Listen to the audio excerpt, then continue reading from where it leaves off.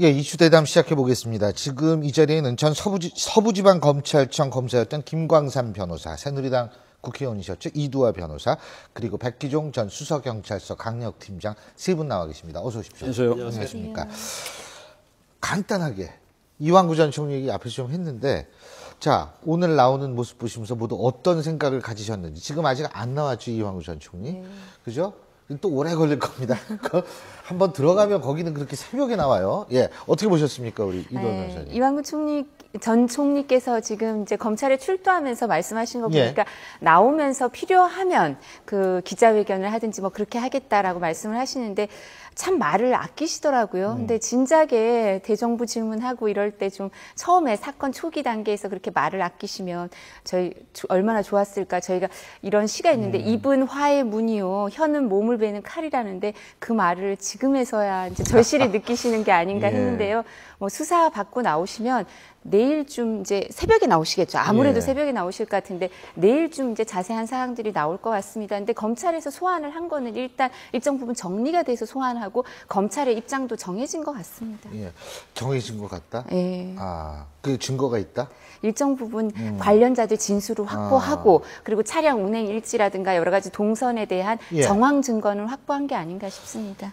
저기 검사 하셨을 때 이렇게 밤샘 조사하고 이런 경우에는 검사분들은 교대로 하나요? 아니, 교대로 하지 않죠. 본인도 계속해요? 그러면 이제 조사에 일관성이 있어야 하니까요. 산삼도 다려먹고 이러면서 해야겠네요, 그게? 그건 이제 항상 뭐 날을 새고 그런 게 아니기 때문에. 항상 그런 거 아니에요? 일단 조사 시간이 길어지고요. 또 밤에 심야가 되면 동의를 받습니다. 그래서 그전에는 동의 같은 거 없었어요. 그냥 뭐 이틀도 날 새면서 수사하고 그랬는데. 이틀? 근데 그럼 이제 검사분도 그렇고 피의자도 그렇고 이제 완전히 그렇게 상태일 거 아니에요? 특수수사할 때는 그랬었는데 인권 문제가 좀 대두가 되고 그렇게 날을 새면서 받은 그 어떤 피의자 신문조사, 진술조사에 증거 능력이 없다는 그런 법원의 판결이 있어서 그다음부터 이제 동의를 받고 하죠. 그런데 사실 뭐 조사하는 입장보다는 받는 입장이 더 피곤할 겁니다. 그런데 조사하는 입장도 굉장히 긴장이 되죠, 많이. 왜냐하면 더구나 이렇게 대형 사건의 경우에는 또 이제까지 수사를 잘 해왔는데 피의자 신문조사를 만약에 어떤 실력이 모자라서 아니면 추궁해야 할 걸 빠뜨려서 다시 한번 부르게 되는 경우가 있으면 안 되거든요. 그러니까 치밀한 수사 계획을 세워서 이완구 전 총리 같은 경우는 뭐 수사 기간 지금 아침에 들어갔는데 아직도 안 나왔지 않습니까? 그러니까 이런 양해를 구했죠. 뭐 새벽에 나왔잖아요. 자, 다음에 더 조사를 받으시겠습니까? 아니면 오늘 조사를 마치시겠습니까? 하면 대부분의 사람들은 그날짜로 조사를 받기를 원하죠. 또 나오기 싫죠. 또 오려면 또 뭐 기자들 따라붙죠. 뭐 신문 계속 하기 때문에 한 번에 다 이렇게 조사를 받고 끝내고 싶어 하고 검찰 입장에서도 빨리 조사해서 그 전에 이제 진술자들까지 다 어떤 추궁해서 묻고 그래서 이제 한 번에 끝내기를 검찰도 바라는 겁니다. 그렇군요. 팀장님. 지금 이완구 전 총리께서는 아침에 많은 뭐 한 100여 명 넘는 기자분들하고 얘기를 하셨는데 진실을 이기는 것은 세상에 없다 이렇게 말씀하시더라고요. 그런데 지금 속보를 보면 굉장히 평행선을 가고 있다고 합니다. 그러니까 만난 사실도 없다. 그러니까 아주 지금 굉장히 파격적인데요. 만난 사실도 없고 돈 받은 사실은 더더군다나 없다라고 하는데 검찰에서 이제 그에 대한 반박 자료를 제시를 하면서 다음 주에 정치자금법 위반으로 기소할 방침이라는 게 지금 나오고 있습니다. 다음 주에 어쨌든 세 분이서 다음 주에 말씀해 주시고요. 자, 좀 화제를 바꾸겠습니다. 이게요, 지금 저희가 가장 주목하고 있는 부분이 오늘 오후에 드디어 2박 3일간의 동원훈련에서 훈련을 받았던 예비군들이 집으로 돌아갔습니다. 하지만 새로운 정황들이 속속 밝혀지고 있는데요. 먼저 이 얘기를 본격적으로 시작하기 전에 국방부의 공식 사과와 브리핑 먼저 들으시고 얘기 나눠보겠습니다. 화면 함께 보시죠. 사고자는 군 복무할 때 우울증과 복무 부적응으로 보호관심병사로 관리되었으며 본인의 요구와 임무 수행을 위해 4번 보직을 변경한 적이 있습니다. 사고 발생 당시 목격자 증언에 따르면 엎드려 쏴 자세에서 갑자기 일어나면서 동료 예비군과 자신에게 총격을 가한 것은 약 10초 정도로 짧은 시간에 이루어진 사건입니다. 예, 자, 지금 이제 국방부 발표에 따르면 가해자 최 씨가 소위 말하는 관심병사였었다 이런 얘기인데 이것이 원인의 전부라고 보십니까? 우리 이 의원님께서? 저는 그게 전부일 수는 없다고 생각하고요. 그리고 지금 이제 이 관련해서는 군대에 있으면서 어쩌면 군대 폭력의 피해자였기 때문에 이런 문제가 발생했을 수도 있다 이런 얘기도 나오지만 그게 어떤 게 하나의 원인으로 이런 문제가 생길 수는 없을 것 같고 이 사람의 경우에는 지금 일부 언론 보도에 의하면 군대에 들어가기 전에 입대하기 전에도 일정 부분 병력이 있다고 하니까 그런 부분도 확인을 해봐야 될 것 같고요. 그리고 군대에서 또 어떤 일이 있었는지 만약에 군대 폭력의 피해자였다면 이런 부분도 밝혀져야 할 것 같고요. 또 뿐만 아니라 사실 저는 여성이니까 예비군 훈련을 어떻게 하는지 잘 모르지 않습니까? 근데 이 경우에 얘기를 쭉 저도 들어오기 전에 봤더니 예비군 훈련을 할 때 사실 예비군 훈련을 할 때는 민간인이지만 훈련을 받는 사람들이 군법의 적용을 잠깐 받는 거 아닙니까? 근데 그 경우에 예비군에 대한 여러 가지 규정이 참 소홀하게 돼 있구나. 그러니까 통제관 수도 부족하고 뿐만 아니라 여러 가지 이 구조적인 문제가 있는 게 아닌가. 그래서 예비군 총기 사고가 지금까지 없었던 게 오히려 다행이고 이 부분에 대해서 이번 일을 계기로 여러 가지 정비해야 될 일이 있지 않나 여러 가지 생각을 해보게 되었습니다. 네, 이게 저는 두 가지 요소가 작용했다고 생각하는데요. 첫 번째는 개인의 어떤 정신적 문제에 기한 부분하고요. 그 다음에 어떤 군대 시스템과 예비군 훈련 시스템이 좀 문제가 있다고 생각합니다. 그런데 지금 전해진 바에 의하면 사실 징병 검사를 받을 때, 병무 찬스 받을 때도 그게 인성 검사에서 불합격 판정을 받았답니다. 예, 그래서 군대 가기 참 어려운 상태인데 어쨌든 군대에 입대를 했죠. 그래서 B급 병사로 분류를 됐다가 또 C급 갔다가 또 B급 갔다가 그랬다는 거예요. 그래서 군대 내에서도 굉장히 문제가 많았답니다. 왜냐면 그 상사한테 반말하고 말 듣지 않고 그래서 물론 그러한 것들이 또 아니면 군대에서 이제 가혹행위로 인해서 어떤 본인이 원래 가지고 있던 그런 것들이 더 심화될 수 있다고 보고요. 가족들은 군대 가서 그렇게 됐다는 주장입니다. 네네. 지금. 가족들은 이제 그렇게 주장하고 있는데 가족이기 때문에 그럴 가능성이 좀 크다고 보고요. 아마 군대 가기 전에도 굉장히 게임에 열중을 했다고 합니다. 그래서 이제 그런 부분이 전체적으로 한번 조사가 좀 돼야 할 것 같고요. 이제 문제는 뭐냐면 군대하고 예비군 훈련 시스템 문제겠죠. 예비군 훈련 중에서 특히 동원 훈련은 실제 군인과 똑같이 입소를 해서 자기 총을 줍니다. 그래서 굉장히 어떤 위험한 상황이기 때문에 군대 내부와 똑같은 거거든요. 그렇다고 한다면 B급 사병으로 분리됐다고 한다면 이게 사실 적어도 동원 예비군까지는 위험한 총기를 다루는 동원 예비군까지는 그런 연계된 시스템이 있어서 특별 관리가 돼야 한다는 거죠. 그리고 경우에 따라서 만약에 정신적으로 문제가 있다든가 아니면 예비군 훈련을 받게 부적합하다 한다면 예비군 면제를 하든지 아니면 적어도 총기 다루는 총기는 못 다루게 하는 그런 제한이 있어야 하는데 그런 연계가 없어서 결과적으로 이런 결과가 발생하지 않아 싶습니다. 지금 그 최모 예비병장은 처음 입대 전부터 부적응 장애가 있었던 걸로 지금 육군 중앙수사단 발표가 있었거든요. 국민건강보험관리공단에 조회한 결과로 수사를 발표를 했는데 그런데 이제 이런 상태에서 입대를 하게 되면 관심사병이 될 수밖에 없는 게 부적응이 됩니다.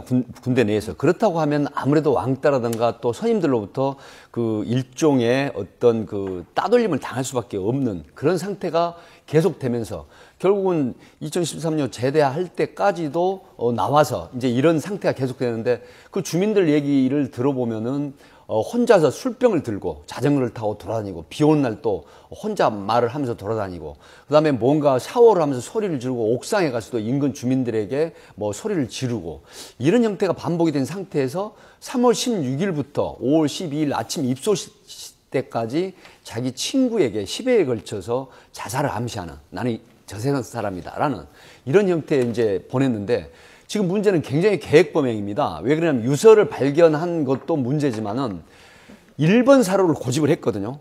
만약에 이 사람이 그런 계획이 없었다고 하면 중앙에서 사격을 했을 겁니다. 하지만 1번 사로부터 20번 사로까지는 왼쪽이 텅 비고 중앙에 있으면 제압이 되거든요. 근데 10발의 실탄 중에 바로 뒤에 있는 한 발을 사격 쏘고서 일어나서 자기를 쉽게 제압할 수 있는 부사수, 다음 사격 대기조입니다. 사실은 부사수라는 개념은 아니고. 그래서 사살을 하고 그 다음에 2번, 3번, 5번에 2발씩 쐈어요. 그런데 이 사람이 무슨 상황이냐면 계획범행이라는 게 왜 드러나냐면 총알을 세면서 쏜 겁니다. 10초 동안. 왜냐? 마지막 자살을 택하기 위해서 한 발을 남겨뒀거든요. 0.4격 한 발 쏘고. 그렇죠. 그리고 두 발씩 해서 9발 쏘고 마지막 한 발을 자기 이마에 쏘고 극단적인 선택을 한 거기 때문에 그렇다고 하면은 지금 우리 김광삼 변호사 말씀하셨지만 관심사병에 분류된 게 국방부 발표를 보면은 지금 예비군 동대에서 이걸 공유하게 돼 있다라고 지금 늦게 발표를 하거든요. 하지만 예비군들이 지금까지 한 번도 사고가 없었기 때문에 그 관심사병을 관심 있게 보는 그런 예비군 동대는 없었다는 것이죠. 그래서 결국 이런 끔찍한 사고가 났는데 전국에 300에서 400만 예비군들이 사실 그 현역의 대체 인력 이거든요. 그럼 이게 지금 심각한 그 전력 손실이 올 가능성이 있다는 거는 바로 트라우마 심리가 전국적으로 수백 개의 예비군 장소에서 이제 확산된다는 겁니다. 그러면 현재 제대를 하는 사람들 부모나 또 5년 차까지 그 예비군 훈련을 받는데 그 부모들이 또 우리 아들이 가서 만약에 총을 쏘다가 군대도 아닌 예비군에서 이런 사망 사고가 생긴다고 하면 이런 트라우마 심리가 전국으로 확산되고 있다고 합니다. 그래서 여기에 대해서는 아마 지금 확실하게 관심사병이 물론 다 나쁜 건 아니지만 이런 대응 조치가 만들어져야 된다는 게 국민적 요구라고 지금 나오고 있는 것이죠. 사실 우리 과 학생들 같은 경우에 이제 이게 그 대학생들은 동원훈련은 안 받습니다. 학교에서 이제 예비군 훈련을 받기 때문에 동원훈련은 안 받는데 학교 예비군 훈련에 응하지 못했을 경우에 자기의 개인적인 사정이 있어서 그러면 방학 때 동원을 받습니다. 이제 동원훈련을 받는데 그 동원훈련 이제 갈 때 벌써부터 걱정을 해요. 이 사고가 나면 굉장히 더 힘들어진다는 거예요, 모든 게. 근데 어쨌든 제가 이두아 의원께 여쭤보고 싶은 게 군대 이 범인이죠. 가해자 범인의 가족들의 주장은 뭐냐면 군대 가서 이상해졌다는 건데 지금 김광삼 변호사님 말씀은 뭐냐면 징병검사 때 이미 그 인성검사에서 뭔가 이상해서 부적격 판정이 나왔다. 자, 부적격 판정이 만약 안 나온 상태에서 군대에 가서 이상해졌다면 군의 책임이 될까요? 아니면 부적격 판정을 받았음에도 불구하고 군에 가면 군의 책임이 어느 정도 될까요? 그렇다면? 그러니까 일정 부분 이 경우에 이제 만약에 군대에서 어떤 일정 부분 가혹행위나 폭력적인 일이 있었다면 군대 책임이 어떤 경우라 하더라도 일정 부분은 인정이 될 수밖에 없을 겁니다. 그러니까 그 등급을 어떻게 받았든 실제로는 이제 현역으로 입대가 가능했던 거지 않습니까? 현역으로 가서 군대에서 있었던 상황에서 이 사람의 성향 같은 게 더 확대됐다면 인과관계에서도 일정 부분 군대가 기여를 했다고 그런 부분이 입증이 된다면 밝혀진다면 뭐 손해배상이라든가 이런 걸 청구한다 그래도 일정 부분 인정이 될 수 있고요. 그리고 이게 제가 이제 말씀드릴 수 있는 건 전 군대 생활이나 뭐 예비군 동원 훈련 이런 걸 잘 모르니까 근데 제가 군사법원 저희 법제사법위원회를 하면 군사법원을 이제 들여다보거든요. 근데 그때 느낀 게 등급 분류 같은 것도 저희가 뭐 볼 기회가 있었는데 이렇게 처음에 가서 이제 부적응, 인성 장애가 있다고 해서 한번 다시 반려되고 다시 이제 가서 현역 입대가 가능하지 않습니까? 근데 이 사이에 재등급을 받을 때 어떤 절차 같은 게 아직 미비한 게 있는 것 같습니다. 그러니까 가서 다시 뭐 치료를 받는다든가 일정 부분 그런 걸 하고 나서 다시 받았을 때 무조건 받아줘야 되는 이런 부분이 있어서요. 이런 등급 분류에 있어서도 군대에 문제가 있거든요. 그래서 이런 부분도 개혁을 해야 되고 좀 전에 김 변호사님 말씀하셨던 것처럼 현역 시절의 신상 정보가 전역 뒤에 예비군에 공유가 되는지 그리고 얼마나 활용이 되는지 이 부분을 한 번 더 점검을 해야 될 것 같고요. 인권 문제가 있어서 그 신상 정보를 예비군에 갖고 와서 차별을 하는 건 문제가 있다 이런 주장도 있지만 그렇지만 좀 전에 말씀하신 것처럼 사격 훈련에선 열애로 한다든지 실탄을 지급하는 거는 예비군에서 훈령에 규정이 돼 있거든요. 실탄 10발을 뭐 주도록 돼 있고 이런.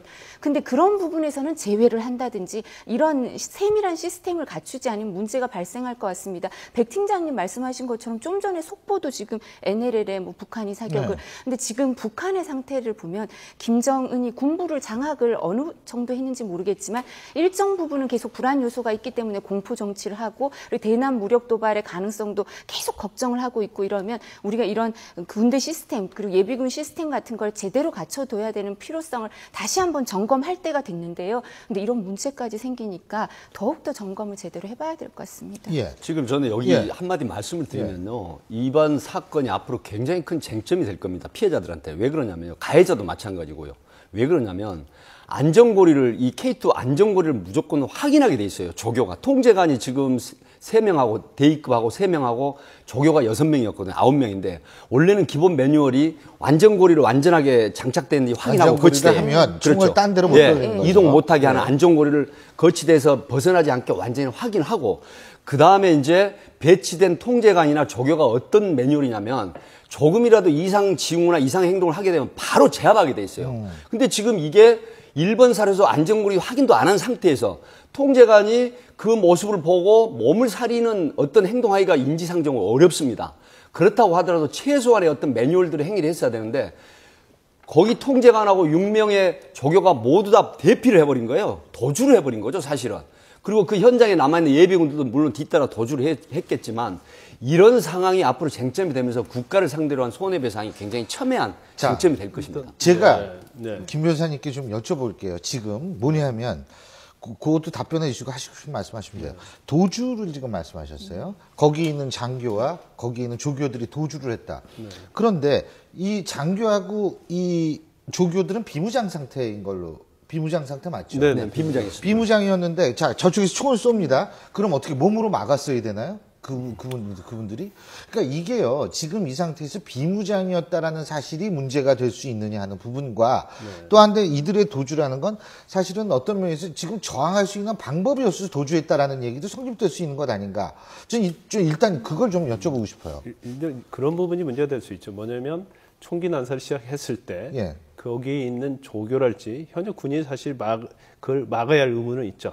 막아야 할 의무는 있지만 어떤 본인의 그러한 비무장 상태 그리고 그게 순식간에 이루어졌거든요. 그래서 막으려고 해도 군은 뭐 10초라고 주장을 합니다. 예. 10초 안에 이제 막을 수 있는 그런 입장이 아니었기 때문에 이제 그 부분에서 뭐 어떤 안전관리의 어떤 과실이랄지 그런 것은 좀 판단하기 좀 어렵고요. 이제 중요한 부분은 뭐 쟁점될 수 있는 이런 것들이죠.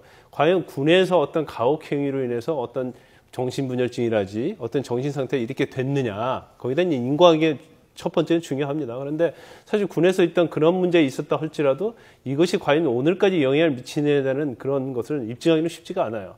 그런데 그렇다고 한다면 그 전에 군에서 어떤 가혹행 그것까지는 가기는 좀 쉽지 않고요. 거슬러서 지금 현재 여기서 사격 훈련을 과정 중에서 어떤 국가의 과실은 분명히 인정이 됩니다. 왜냐하면 일사를 옮긴 것도 그렇고요. 아마 안전고려 같은 것은 명백한 규정은 없는 것 같아요. 그러니까 부대마다 사격장마다 좀 다르다. 예, 사격장마다 다른 걸로 보입니다. 그런데 가장 중요한 부분은요. 저기에서 사실 총기 난사까지 안전관리 감독하기가 예상하기 굉장히 어렵거든요. 예비군이 1968년도에 창설됐는데 한 번도 이런 적이 없었습니다. 그렇죠. 처음이죠, 이번. 제일 중요한 것은 뭐냐면요. 그러면 관심사병으로 군대에서 그렇게까지 중점관리가 된 사람이 왜 예비군 훈련까지 와서 공원까지 총을 쥐게 하느냐. 그게 바로 국가의 어떤 관리감독 소홀, 국가의 과실이 있는 거거든요. 그 부분에 대해서는. 그 부분에서 명백히 과실이 있는 겁니다. 제도가 정비가 안 되고 법이 없다고 해서 그건 항변이 되지 않는 거예요. 결과적으로 저런 중점 관리하고 그다음에 예비군 편입할 때도 국가로서는 당연히 거기에 대해서 조사를 하고 주의 의무를 했어야 하는데 그걸 못했기 때문에 피해자 입장에서는 당연히 국가를 상대로 손해배상 청구하는 데는 별 문제가 없어 보입니다. 제가 이런 말씀을 드리는 거는 제 개인적인 생각도 있지만 지금 어차피 동원령이 되면은 현역으로 분류가 됩니다. 그 순간부터요. 그렇죠. 지금 아까 군법에 네, 그래서 현역 신분인데 물론 지금 현재는 현역 그 신분으로 분류가 된다고 하더라도 사실상은 예비군이지 않습니까? 현역을 마치는 예비군이 예비군 훈련을 현역 대체 보충 인력 전력 보강하는 차원에서 훈련을 갔다가 그다음에 안전고리라든가 또 그 기본 매뉴얼대로 하면 원래는 사이사이에 다 배치하게 돼 있어요. 그 조그만 이상 행동이나 이상 징후가 있으면 즉각 제압하게 돼 있거든요. 근데 이런 부분이 역시 현역으로 인한 예비군 관리가 안 된 상태에서 간과돼 버렸다. 그래서 사망을 하는 그 부모들 입장에서 저는 대변을 한 것입니다. 그거는 뭐 당연히 그런데 제가 한 가지만 더 여쭤볼게요. 지금 사고 이후에 오후 2시에 이제 나머지 예비군들을 퇴소를 시켰습니다. 그런데 사실은 이제 동원 훈련에 보냈던 자식들을 보냈던 부모의 입장에서 볼 때는 총기 사고가 났다고 어제 막 나오는데 내 자식이 바로 그 부대에 들어가 있거든요. 이런 상태에서 사실상 카톡이나 이런 건 되지만 전화는 또 제대로 안 되고 그러니까 밤에 거기에 달려갔던 부모들이 많은 것 같더라고요. 자, 군이 그런 사고가 났음에도 불구하고 2박 3일을 채워가지고 이렇게 퇴소를 오후 2시에, 원래 5시까지 있어야 되는데 3시간 땡겼다는 건데, 그게 정당한 직무집행이라고 볼 수 있나요? 이제 군대에서는 근데 제 생각에는 예. 아마 이 사건 사고가 나고 나서 여러 가지 다른 사람들과 관련된 좀 더 이 정황에 대해서 수사를 육군 중앙수사단에서 예. 조사를 하면서 좀 수사를 할 점검을 할 필요가 있었다고 생각합니다. 청취를 듣거나 그 목격자나 이런 부분은 있었겠지만 근데 그런 필요상 수사상에 필요했던 인원은 아주 제한돼 있었을 거거든요. 교수님 말씀하시는 것처럼 거기에 뭐 관련돼 있거나 거기에 목격을 할 수 있는 사람들이 아니면 다른 사람들은 볼 수도 없는데 이 정황을 알기는 어렵지 않았겠습니까? 내무반을 같이 썼다거나 이 사로에 같이 있었다거나 이런 사람이 아니면 근데 그런 관련된 목격을 해서 진술을 할 수 있는 사람들이 아닌 사람들은 좀 제때 좀 빨리 퇴소를 시키는 게 적절한 조치가 아닌가 이런 생각은 저는 드는데요. 근데 좀 전에 이제 말씀하시는 과정에서 총기 안전고리 그 고정 의무화 조항이 아직까지는 예비군 훈령에 들어와 있지 않다고 하는데 이제 당정청 회의를 하면서 이런 부분도 이제 규정을 만들고 뭐 매뉴얼이 부재됐기 때문에 이제 제도적인 보완은 한다고 합니다만 군대에서 지금 하는 태도를 보면 저도 군대에 대해서 저희 군대를 안 갔다 왔기 때문에 좀 더 우호적으로 말해야 된다는 약간 부담감이 있지만 그렇지만 이번에 이런 조치를 보거나 이랬을 때 국민들과 소통을 하면서 일정 부분 그 위무시켜주는 그런 노력은 좀 적지 않나 안타깝습니다. 이 사건 터이면 이제 국가가 당연히 해야 할 일에 예. 대해서 구멍이 나 있다는 것을 반증하는 겁니다. 그래서 첫 번째는 군에서 관심사병, 또 A급, B급, C급 있지 않습니까? 그런 관심사병이 제대를 했을 때 어떻게 예비군 편입 과정에서 예. 어떻게 연결고리를 만들고 어떤 정보를 공유할 것인가. 그 부분이 이제 제도화돼야 한다고 예. 생각을 합니다. 그리고 두 번째는 저렇게 이제 사격장에서 어떻게 총에 대한 안전관리를 할 것인가.